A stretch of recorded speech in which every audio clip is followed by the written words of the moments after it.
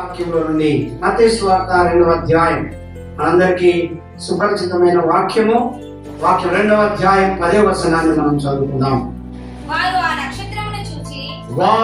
నక్షత్రమును చూచి అత్యానంద భరితులై ఇంటిలోనికి వచ్చి తల్లి అయిన మరియను ఆ శిశువును చూచి సాగిలపడి ఆయనను పూజించి తమ పెట్టెలు విప్పి బంగారమును సాంబ్రాణిని మూలమును కానుకలుగా ఆయనకు సమర్పించి చప్పట్లు కూడా దేవుని ఆయనపడతాం.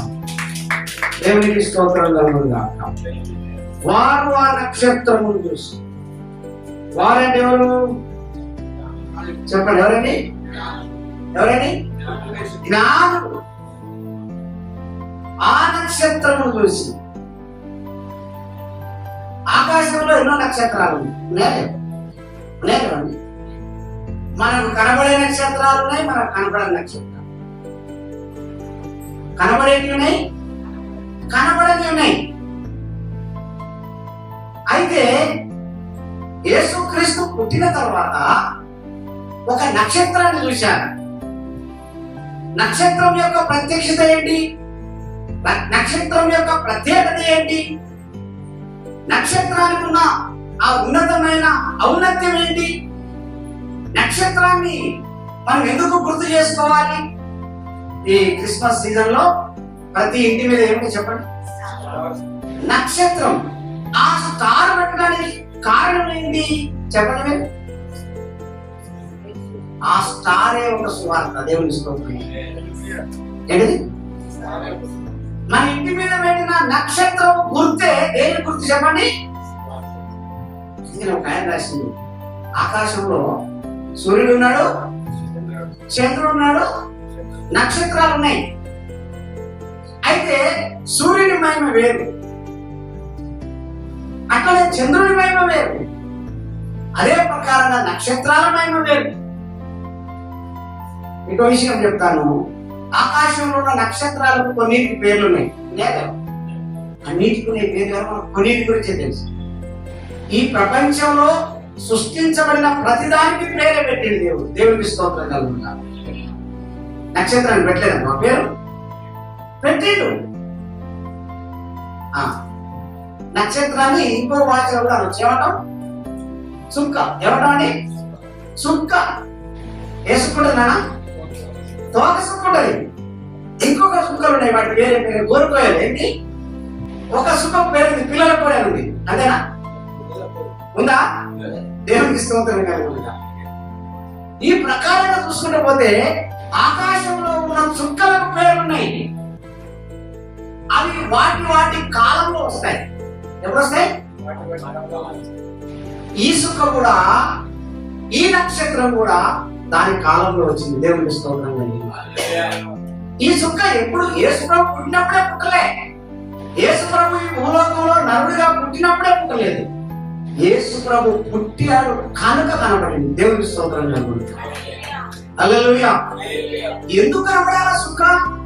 రక్షకుని కొరకు లోకములు అనేకులు వెతుకుచున్నారు, ముఖ్యంగా జ్ఞానులు వెతుకుచున్నారు. ఆ జ్ఞానము యేసు క్రీస్తును గూర్చిన ప్రవచనాన్ని విన్నాడు. యేసు క్రీస్తు పుట్టక ముందు 700 సంవత్సరాలకు ముందే ప్రవచనాన్ని విని ఉన్నారు. కనుక ఆ తత్వవేత్తలు, ఆ జ్ఞానులు, వాళ్ళు భౌతిక శాస్త్రము తెలిసిన వారు, ఖగోళ శాస్త్రం తెలిసిన వారు, వారు ఎదురు చూస్తూ ఉన్నారు. ఎవరి కొరకు అంటే రక్షకుని కొరకు. ఆయన పుట్టినప్పుడు ఒక నక్షత్రం వస్తుందని వాళ్ళు తెలుసుకొని ఆ నక్షత్రం కొరకు చూస్తూ ఉన్నారు. యెషయా గ్రంథం 6వ అధ్యాయం 9వ వచనంలో చెప్పబడినట్లుగా, ఏలైనగా మనకు శిశువు పుట్టెను, మనకు కుమారుడు అనుగ్రహించబడెను, అతని భుజం మీద రాజ్యపాలకుడును, ఆశ్చర్యకరుడు, ఆలోచనకర్త, బలవంతుడైన దేవుడు, నిత్యుడగు తండ్రి, సమాధానకర్తయు అధిపతి అని ఆయనకు పేరు పెట్టబడెను. దేవునికి స్తోత్రం కలుగునుగాక. యెషయా ప్రవక్త 100 సంవత్సరాలకు ముందే ఈ ప్రవచనాన్ని చెప్పాడు. దేవుని స్తోత్రం. అప్పుడు ఆ నక్షత్రము ఈ లోకంలోకి వచ్చింది. ఆ నక్షత్రము ఆ యొక్క జ్ఞానంలో కనబడింది. దేవుని స్తోత్రం కలుగునుగాక. కొన్ని విషయాలు అందరికి అర్థం కావాలి. అయితే అండి హిందీ భాష ఎవరికి అర్థమవుతుంది? హిందీ వచ్చిన వాళ్ళకి అర్థమవుతుంది. ఇంగ్లీష్ ఎవరికి అర్థమవుతుంది? మరి స్పానిష్ భాష ఎవరికి అర్థమవుతుంది? Praise the lord. తమిళ ఎవరికి అర్థమవుతుంది? ఆ ఆకాశంలో ఒక చుక్క పుట్టింది, అది ఎవరికి అర్థమైంది? ఇప్పుడు ఉదాహరణ కోరుకోవాలంటారు, నాకు తెలుసా? నాకు తెలియదు. ఇప్పుడు అంకుల్ అంటున్నాను, ఎవరైనా ఏం చేస్తారంటే పైకి చూసాడు కోరికేం పొడిచినా ఈ తెలంగాణలో తెలుసా దాని గురించి? తెలియదు. తెల్ల చుక్క పుట్టింది అంటారు, అందరూ తెలుసా? అది తెలియదు. దాని గురించి అవగాహన ఉన్న వాళ్ళకే తెలుస్తుంది. అయితే తెలిసిన వాడు తెలంగాణలో చెప్తాడు, ఏమని ఏం చెప్తాడండి? అరే ఇది తెల్ల సుక్కరా అని చెప్తాడు. దేవుడికి స్తోత్రం కలుగుతుందా. తెలిసిన వాడు తెలంగాణలో చెప్తాడు, ఇది మూల సుక్క అని చెప్తాడు. ఏం చెప్తాను? అట్లనే ఆకాశంలో ఒక చుక్క పుట్టింది. నేను ఇందాక చెప్పినట్టుగా కొన్ని చుక్కల పేర్లు ఉన్నాయి కదా. మరి యేసు పుట్టినప్పుడు కనపడ్డ చుక్క పేరు ఏంటంటే ఒక ఆయన రాసిండు, ఇది యేసు చుక్క అని పెట్టింది. చెప్పలేదు ఏం పేరు? దాని పేరు యేసు చుక్క. యేసు యొక్క నక్షత్రం. దాని పేరు ఏం పేరట? యేసు యొక్క నక్షత్రం అని రాసిండు. దేవుని స్తోత్రం కలుగునుగా.